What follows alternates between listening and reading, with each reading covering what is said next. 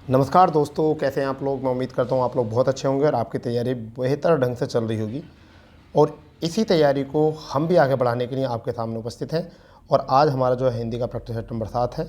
जो चैनल पर नए बने हुए हैं, इसे शुरू करने से पहले वो चैनल को सब्सक्राइब करें और बेल आइकन दबा दें, जिससे कि प्रत्येक नोटिफिकेशन आपको समय से पहले आपको उपस्थित हो जाए। और हम जो चर्चा कर रहे हैं UP triple S C VDO exam के लिए बात कर रहे हैं। और आज जो हमारा प्रैक्टिस सेट नंबर है वो है 7 हिंदी का।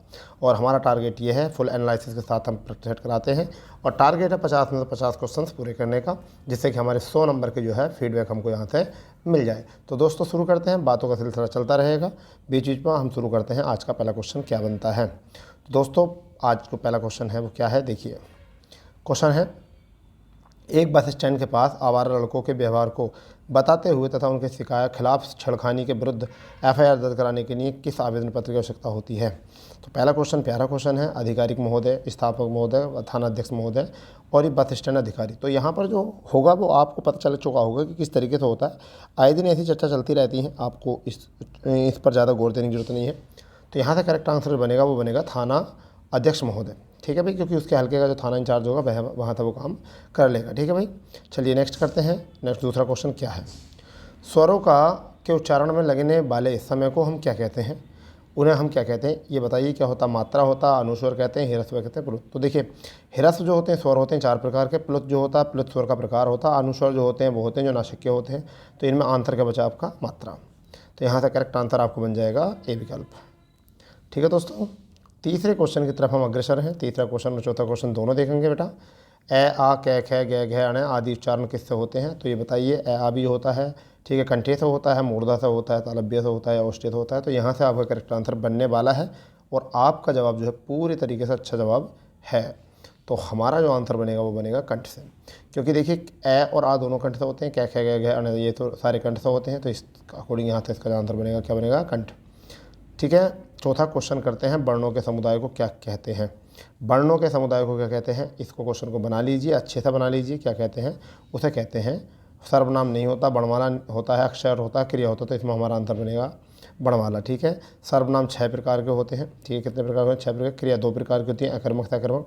अक्षर जो होते हैं वो वर्णों से ही बनते हैं। ठीक है, चलिए पांचवा क्वेश्चन और छठा क्वेश्चन हमारा क्या है, इसको पहचानेंगे और जवाब देंगे। अपने आंसर की में भी हैंड टू हैंड लिखते रहो, जिससे कि आपको पता चले कि हमारे क्वेश्चन कितने सही हो रहे हैं, कितने गलत हो रहे हैं। तुम अपना चुनाव खुद स्वयं कर सकते हो, यही कंपटीशन होता है, यहीं इसी से कंपटीशन शुरू होता है। तो पांचवा क्वेश्चन जो है वो है, निम्नलिखित शब्दों में से स्वर संधि को पहचानिए। अब स्वर संधि का एक आपको मैं तरीका बताता हूँ, जिसमें आ ई ऊ यानी कि ये हो, फिर ए ओ आर। तो यानी कि जिसमें स्वर संधि के जो होते हैं वो 6 भेद होते हैं। स्वर संधि कितने होते हैं भाई, 6 भेद होते हैं। जैसे स्वर एक होता है आपका दीर्घ संधि, एक होता है गुण संधि, एक होता है वृद्धि संधि, एक होता है आपका यण संधि का आदि। 5 भेद होते हैं इसमें। मैं 6 बोल गया था आपको, सॉरी, 6 सर्वनाम होते हैं। तो यहाँ 5 प्रकार के होते हैं, उनमें देख ली थी। तो देखिए क्या होता है, यहाँ से क्वेश्चन जो बनने वाला प्यारा क्वेश्चन है, क्या बनेगा, देखो। ओजो महोज, ये गुण वृद्धि संधि का उदाहरण है। महोज, महाप्लस ओजस्वी, महाप्लस के ओजस्वी, ये वृद्धि संधि का उदाहरण है। ये कौन सा है, स्वर वृद्धि संधि। दू प्लस के कर्म विसर्ग संधि का उदाहरण है। तदनुसार जो है यह है आपका तदनुसार सॉरी व्यंजन संधि का है। जगत प्लस के नाथ, ये व्यंजन संधि का। तो केवल हमारा आंसर क्या बनेगा, ओजस्वी बनेगा। एकलव्य धनुर्बाण में दक्ष है। तो धनुर्बाण में जो है किस प्रकार का समास है। तो सामासिक देखना है, धनुर और बाण। तो धनुर और बाण जब 2 संज्ञाएं होती हैं और तो एक दूसरे का अपोजिट होती है, तो क्या हो जाएगा यहाँ से, क्या हो जाएगा, धनुष एंड बाण। तो हमारा कौन सा बन जाएगा, द्वंद्व समास यहाँ से बन जाएगा। क्लियर। ठीक है भाई, छठा क्वेश्चन तो हो चुका है। 7वां क्वेश्चन की तरफ चलते हैं। 7वां क्वेश्चन क्या है, प्यारा क्वेश्चन, बहुत ही ज़बरदस्त क्वेश्चन है। राकेश का अपहरण हो गया है। तो अपहरण हो गया है, तो अपहरण रेखांकित शब्द जो है वह व्याकरण की दृष्टि से है। तो आपका है विशेषण, पहला विकल्प यहाँ से। दूसरा विकल्प है संज्ञा, तीसरा है उपसर्ग, पहला विशेषण, चौथा है अव्यय। तो आपको यहाँ बताना है सटीक जवाब क्या हो सकता है। अपहरण, राकेश का अपहरण हो गया है। तो यहाँ पर क्या बनने वाला है क्वेश्चन, जल्दी बताइए क्या हो गया है। राकेश का क्या हो गया, अपहरण, यानी इसे कहते हैं हम उपसर्ग बोलते हैं। ठीक है भी, क्या बोल देते हैं, उपसर्ग हम इसको बोल देते हैं। चलिए नेक्स्ट 8वां क्वेश्चन देख लेते हैं, क्या बन जाता है 8वां क्वेश्चन। 8वां क्वेश्चन क्या है, ओ बह गिर पड़ा। रेखांकित शब्द ओ जो है वो क्या है, वो ओ क्या है, आश्चर्यबोधक, अव्यय या सूचक अव्यय, घृणाबोधक अव्यय, हर्षबोधक। तो वह गिर पड़ा, ओह, तो ये क्या हो गया, आपको शोक को बताया। ठीक है, नवा क्वेश्चन जो है वो क्या है, नवा क्वेश्चन हमारा जो है निम्नलिखित शब्दों में तत्सम शब्दों को पहचानिए। तो तत्सम अंश, अश, अंश, अस। तो इसमें आपका आंसर जो हो जाएगा वो क्या बन जाएगा, बी विकल्प आपका आंसर बन जाएगा। ठीक है भाई, 10वां क्वेश्चन जो है हम देखते हैं क्या है। 10वां क्वेश्चन क्या है, निम्नलिखित शब्दों में से तद्भव शब्द पहचानिए। जो हमारे निम्नलिखित शब्द हैं उनमें तद्भव शब्द बताना है। तो तद्भव शब्द में देखो क्या है, कटाह, अवर, रिक्त, कड़वा। सॉरी, तो यहाँ पर हमारा आंसर बनेगा, आपने भी चुन लिया होगा, इसका आंसर बनेगा कड़वा। तो यहाँ से प्रैक्टिस कर सकते हो, बिल्कुल अच्छे तरीके से आप तैयारी कर सकते हो। ठीक है, 11वां क्वेश्चन देखते हैं क्या है। 11वां 12वां क्वेश्चन दोनों देखते हैं क्या है। निम्नलिखित शब्दों में से अर्ध तत्सम शब्द को पहचानिए। अर्ध तत्सम शब्द को पहचानिए। क्षीर, घी, त्वरित, चंदन। तो हमारे यहाँ से कौन सा हो जाएगा, चंदन हो जाएगा। इसे कहते हैं अर्ध तत्सम शब्द। 12वां क्वेश्चन जो है, निम्नलिखित शब्दों में से विदेही शब्द को चयन कीजिए। आप इसका निशान लगाइए पूरी तरीके से, क्या है आपका आंसर है, क्योंकि फिर मैं आपको इसका आंसर बताने वाला हूँ। तो पहला विकल्प है निंद्रा, दूसरा है अचरज, तीसरा है अलमारी और चौथा है चबूतरा। तो यहाँ विदेशी शब्द जो है वो क्या है, तो विदेशी शब्द जो है यहाँ अलमारी हो जाएगा और यही हमारा जो है आंसर है। ठीक है भाई, 13वां क्वेश्चन जो है और 14वां क्वेश्चन देख लेंगे। निम्नलिखित विशेषणों में से संज्ञा शब्द को पहचानिए। जयपुरी, नाविक, खिन्न और पुष्प। तो यहाँ से हमारा आंसर जो बनने वाला है वो प्यारा आंसर है, यानी कि विशेषण में से संज्ञा पहचानिए। तो संज्ञा क्या है, देखिए जयपुरी साड़ी हो, जयपुरी कह दो, जयपुरी साड़ी हो गई, जयपुरी मकान हो गया, जयपुरी भवन हो गया, इस तरीके से बोल सकते हो। यहाँ नाविक हो गया, ठीक है, यहाँ खिन्न हो गया और यहाँ पर क्या है आपका पुष्प। पुष्प क्या है हमारा करेक्ट आंसर हो जाएगा, यानी कि यहाँ से संज्ञा। शीला अपने कपड़े स्वयं धोती है, रेखांकित शब्द में क्या है, स्वयं। स्वयं किस चीज़ के लिए प्रसिद्ध होता है, तो ये देख लीजिए, बना लीजिए इसको अच्छे से। पुरुषवाचक सर्वनाम, निजवाचक सर्वनाम, निश्चयवाचक सर्वनाम, इनमें से कोई नहीं। तो क्या बनने वाला है भाई बताइए, ये होने जाएगा निजवाचक सर्वनाम। इस तरीके से हमने जो है इसका आंसर दे दिया है पूरी तरीके से। ठीक है भाई, चलिए नेक्स्ट देखते हैं। निम्नलिखित शब्दों में से विशेषणों को पहचानिए। निम्नलिखित शब्दों में से विशेषणों को पहचानिए क्या होता है। ठीक है, जाना, देवता, सुंदर, कौन। तो क्या है यहाँ पर, ये होता है आपका सुंदर। सॉरी, देखिए पहली बात हम यहाँ से बता देते क्या है। एक तो होता है विशेषण, ठीक है भाई, एक क्या होता है विशेषण, एक होता है विशेष्य, एक होता है विशेष्य। तो विशेष्य जो होता है वो होता है संज्ञा। विशेष्य जो होता है वो क्या होता है, संज्ञा होता है। और विशेषण जो होता है वो संज्ञा की विशेषता बताने के लिए शब्द होते हैं प्रयुक्त, यानी कि गुण और दोष बताने के लिए। गुण दोष बताने के लिए जिन शब्दों का प्रयोग किया जाता है उनको हम कहते हैं विशेषण कहते हैं। और ये सुंदर क्या है, गुण बता रहा है। ठीक है, सुंदर क्या है, गुण बता रहा है। गुणवाचक जो विशेषण होते हैं वैसे इनकी संख्या कोई निश्चित नहीं होती, फिर भी 14 प्रकार के जो है इनको काउंट किया गया है। ठीक है, कितने प्रकार का, 14 प्रकार काउंट किया गया है। ठीक है, 16वां क्वेश्चन और 17वां क्वेश्चन दोनों एक साथ देखेंगे।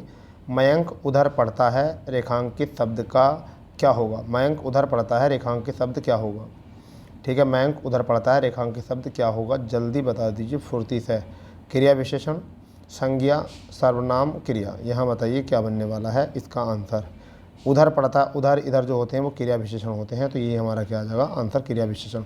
पढ़ने की दिशा बता रहा है, पढ़ने की दिशा बता रहा है तो क्या है, इधर उधर। 17वां क्वेश्चन क्या है, वह लिखता है किंतु बात भी करता है।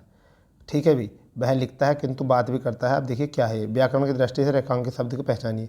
तो क्या है, क्रिया विशेषण है, क्रिया है, संज्ञा है, अव्यय है। जल्दी बताइए क्या होता है। जो अपना लिंग वचन कारक ना बदले उन्हें हम क्या कहते हैं, अव्यय कहते हैं, यानी क्या हो कहते हैं, अव्यय। तो किंतु हर वचन के साथ आ सकता है, हर क्रिया के साथ आ सकता है, और यह हर लिंग के साथ भी आ सकता है। तो यहाँ से हमारा जो आंसर बनेगा वो बन जाएगा अव्यय 17 का। ठीक है बेटा, तो यहाँ से आपको लग रहा होगा कि बहुत अच्छे अच्छे क्वेश्चन यहाँ से आ रहे हैं। आप अपने क्वेश्चन बनाते चले जाइए बहुत अच्छे से, ऐसा ना हो कि फिर बाद में आप पछताएं तो फिर कहोगी सर हमारी तैयारी थोड़ी कम रह गई। ऐसे तैयारी कम कुछ नहीं रहती है, आपकी जो है प्रैक्टिस अच्छी होनी चाहिए। एग्ज़ाम में जो काम आती है प्रैक्टिस काम आती है। ठीक है, नया पढ़ने का टाइम नहीं है आपके पास। ठीक है, जितने कम टाइम रहा है अब उसमें जितना भी हो सके आप प्रैक्टिस ही कीजिए। ठीक है भाई, चलिए 18वां क्वेश्चन क्या है, वह आता ही होगा। तो यहाँ पर देखिए क्या है, निपात शब्द होता है जहाँ पर जोड़ दिया जाता है। तो यहाँ पर उपसर्ग है, प्रत्यय है, सर्वनाम है, निपात है। तो आप बताइए क्या होगा यहाँ पर, ही है तो निपात शब्द होगा, क्योंकि जिस शब्द पे भी जोड़ दिया जाता है, जब संज्ञा पर जोड़ दिया जाता है, वाक्य का कार्य करने के लिए क्रिया पर जोड़ दिया जाता है, क्रिया के द्वारा कर्ता पर जोड़ दिया जाता है किसी शब्द के द्वारा, तो वह होता है आपका, वह होता है निपात वर्ण। क्या होता है? निपात वर्ण। ठीक है भाई। चलिए, अमृत की वर्षा हो रही है रेखांकित शब्द का पर्यायवाची शब्द नहीं है। ठीक है भाई, बताइए क्या है? अमृत की वर्षा हो रही है रेखांकित शब्द का पर्यायवाची शब्द नहीं है। सुधा है, अमीय है, अर्थ है, सोम है। जल्दी बता दीजिए इसका आंसर क्या नहीं है। तो देखिए, सुधा भी होता है अमृत का, अमीय भी होता है अमृत का, सोम भी होता है। अर्थ का मतलब होता है धन, अर्थ का मतलब धन होता है, तो इसका मतलब ये हमारा जो है गलत है। ठीक है भाई। तो 19 क्वेश्चन हो चुके हैं, 20वां क्वेश्चन और 21वां क्वेश्चन दोनों देखेंगे हम।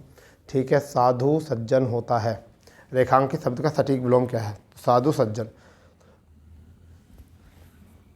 साधु का क्या होता है? जल्दी बताओ, साधु का क्या होता है? असाधु होता है। साधु का क्या होता है विलोम? असाधु होता है। आप इसको लगा लिया होगा आपने बहुत अच्छे से। युग्म शब्द की कौन सी जोड़ी सही है? ठीक है जी, केश बाल होते हैं, सही बात है। केला कदली होता है, केला कदली होता है, ये भी सही बात है। द्रव वित्त होता, सही। तो उपरोक्त सभी हो गए। क्या हो गए? उपरोक्त सभी सही हैं। ठीक है भाई, तो उपरोक्त यहाँ से सभी सही हैं। 22वां क्वेश्चन जो है वो हमारा क्या है? तेज़ी से बढ़ रहे हैं हम 22वें क्वेश्चन 23वें क्वेश्चन की तरफ। तो क्या है? जो अपने स्थानीय स्थिति से अलग न किया जा सके उस वाक्य के लिए एक शब्द है। जो अपने स्थानीय स्थिति से अलग न किया जा सके, जो अपने स्थानीय स्थिति से अलग न किया जा सके वाक्य के लिए शब्द है।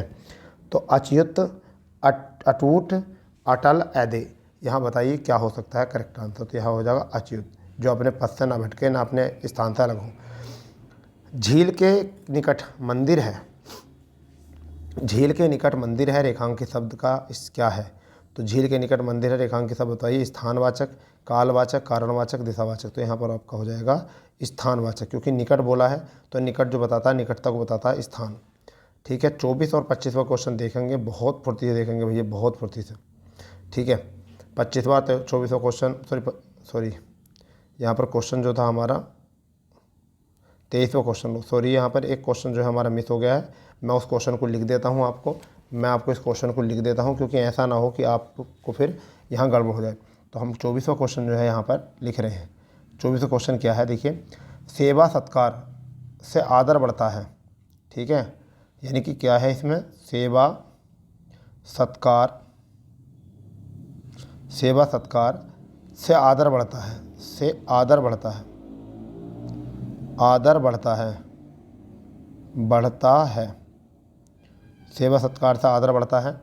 यहाँ पर रेखांकित शब्द, यानी कि रेखांकित शब्द का मतलब यहाँ पर है भाई, यहाँ पर 24 में अगर हम बात करते हैं तो यहाँ क्वेश्चन बहुत प्यारा क्वेश्चन होने वाला है, यानी कि से, यानी क्या है यहाँ पर? से। रेखांकित शब्द है से, तो क्या होता है? तो पहला है यहाँ पर विशेषण, दूसरा है परसर्ग, तीसरा है क्रिया, चौथा है संज्ञा।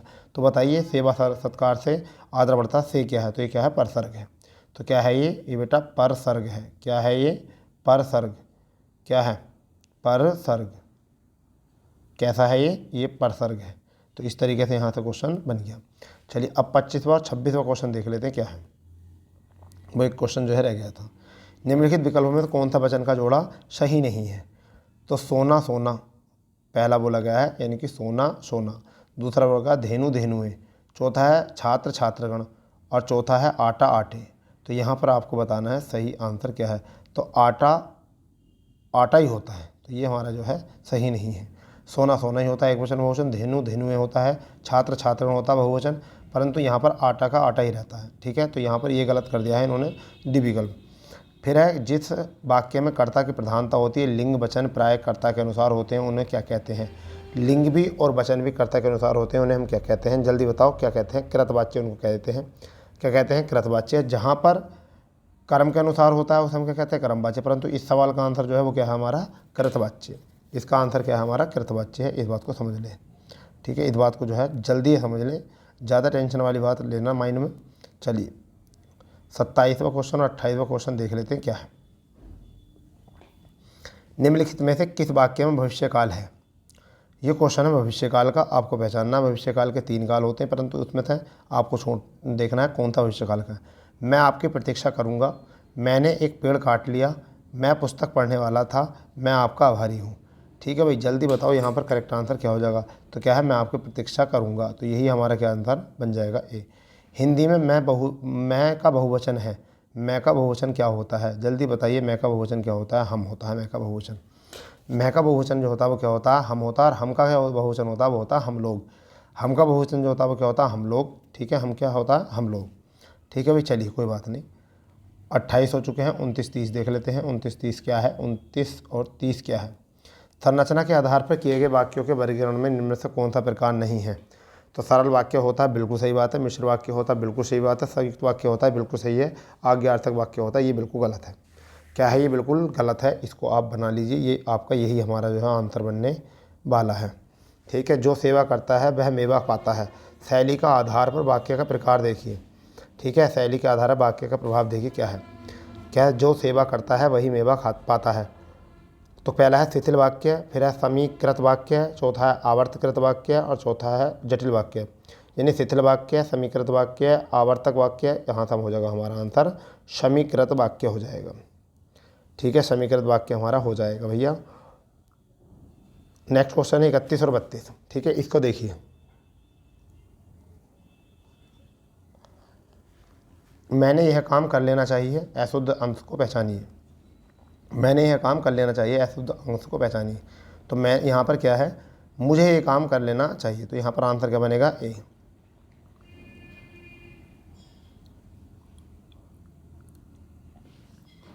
नेक्स्ट,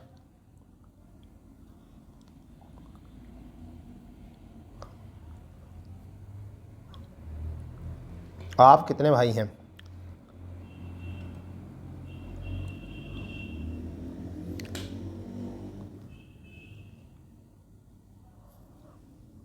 रेखांकित शब्द को पहचानिए, बताइए क्या है।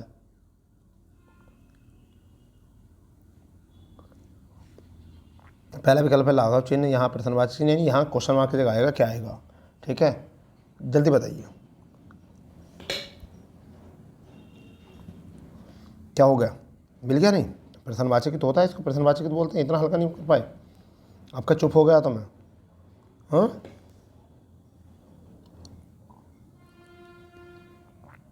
33वां क्वेश्चन देखो। सबसे पहले, जिस वाक्य में वह, यह, तब, तो, या, अब इत्यादि लुप्त हो जाते हैं वहाँ किस विराम चिन्ह का प्रयोग किया जाता है।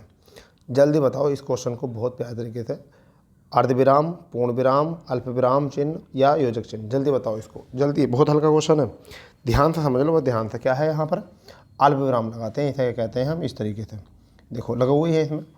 फिर नेक्स्ट क्वेश्चन है 34वां क्वेश्चन क्या है, इस विद्यालय में दाखिला कितना टेढ़ी खीर है। रेखांकित शब्द को जो है टेढ़ी खीर का बताना मतलब क्या होता है। कठिन कार्य होना, आसान कार्य होना, प्रत्ययनशील होना, असंभव कार्य होना। जल्दी बताओ क्या है इसका आंसर, इसका है कठिन कार्य होना। ठीक है, नेक्स्ट 35वां क्वेश्चन देख लें। पेट भरे मन मोदक से कब, लोकोक्ति का सही अर्थ बताइए, जल्दी बताओ क्या है।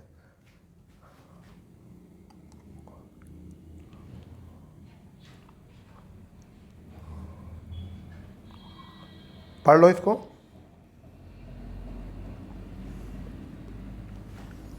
चलो मैं ही पढ़ता हूँ। पुरुषार्थ से किसी का काम सफल नहीं मिले, सफलता न मिलना, सच्चाई व ईमानदारी से किसी काम में सफलता मिलना, केवल भगवान के नाम लेने से किसी काम में सफलता न मिलना, केवल सोचते रहने से किसी काम में सफलता न मिलना। बताओ क्या है। तो यह है पेट भरे मन मोदक से कब, तो यानी कि यह केवल सोचते रहने से कोई काम सफल नहीं होता, उसके लिए करना पड़ता। ठीक है, नेक्स्ट क्वेश्चन क्या है, 36 और 37वां क्वेश्चन है। पहले 36 को देख लेते क्या है। सवाल जवाब, बहस, हुज्जत या दिए गए उत्तर पर उत्तर के लिए एक शब्द क्या होता है। जब सवाल जवाब होता है, बहस हुज्जत होती है, उसके लिए हम क्या कहते हैं, जल्दी बताओ तो क्या कहते हैं। उत्तरपेक्षी, ठीक है, उत्तरपेक्षी, उत्तरण, प्रत्युत्तर, उत्तरोत्तर। तो उसका आंसर क्या होता है, जल्दी बताओ। लग गया, ठीक है, लग गया, ठीक है, बताओ, हो गया, ठीक। इसका आंसर होता है प्रत्युत्तर, यानी कि उत्तर के प्रति उत्तर देना, उसे कहते हैं प्रत्युत्तर। ठीक है, 37वां क्वेश्चन है, दिए गए विकल्पों में से गेहे के समानार्थी को चुनिए। गेहे के समानार्थी को चुनिए, जल्दी। गेहे का मतलब समानार्थी क्या होता है, इसका मतलब होता है भवन, घर। तो क्या होता है, सदन, भवन, निकेतन। ये बन गया यहाँ से आंसर सी। सिंपल क्वेश्चन है, आप बताइए। सिंपल क्वेश्चन है, अब इसमें बताओ क्या नहीं हो सकता, ये क्या नहीं हो सकता है, हो सकता है भाई। क्या नहीं हो सकता है, क्यों नहीं हो सकता यहाँ से, ठीक है, क्यों नहीं हो सकता यहाँ से, हो सकता है। एक बार ज़रा थोड़ा सा टेक्निकल इशू आ गया है, ठीक है।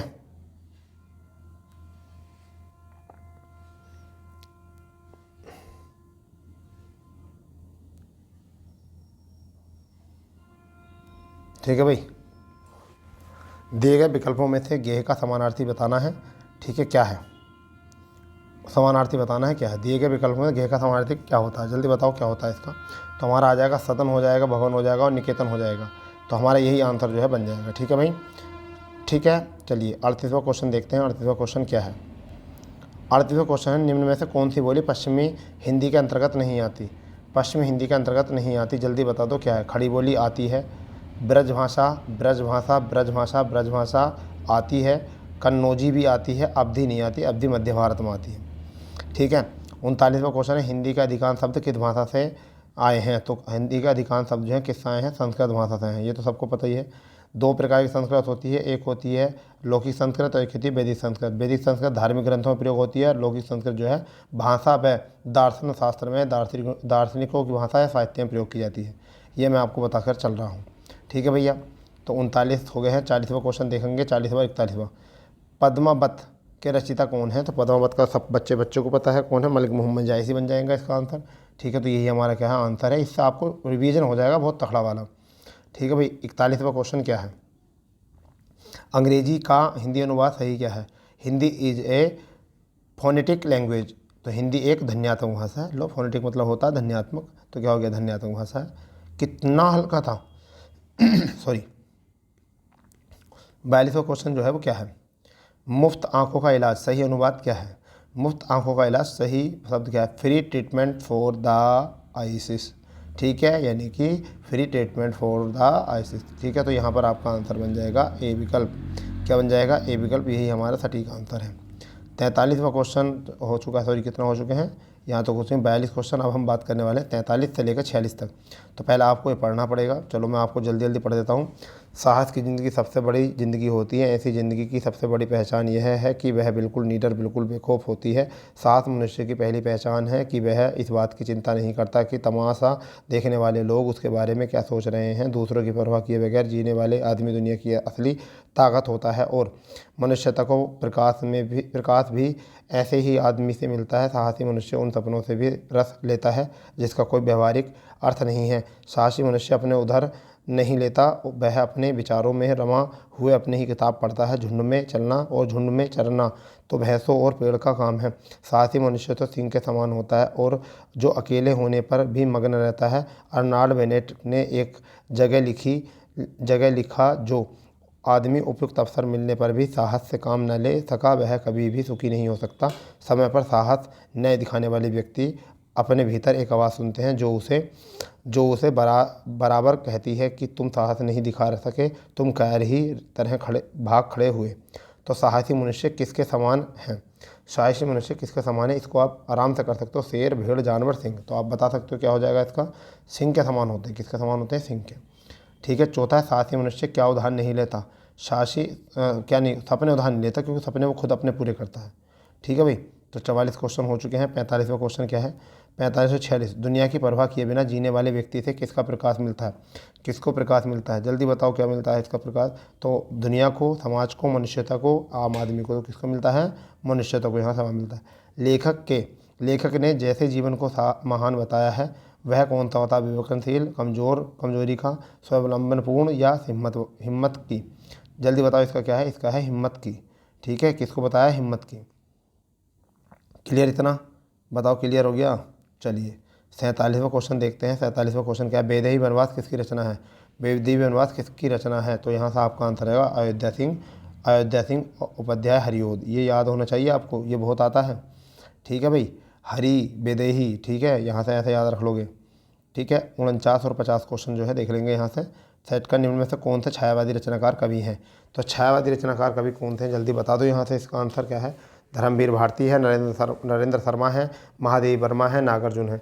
तो देखिए एक होते हैं महादेवी वर्मा। मैं आपको बता दूं, पहला होता है आदिकाल, दूसरा होता है आपका भक्तिकाल, तीसरा होता है रीतिकाल, चौथा होता है आधुनिक काल।